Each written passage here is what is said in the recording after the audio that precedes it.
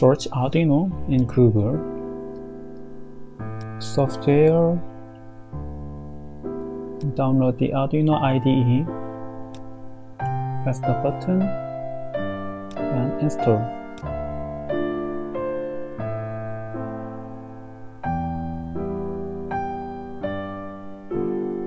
As you can see, Arduino is installed.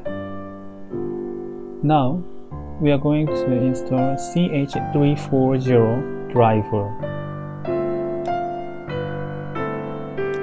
It is essential to use this driver because we are going to use the copy version of Arduino Nano.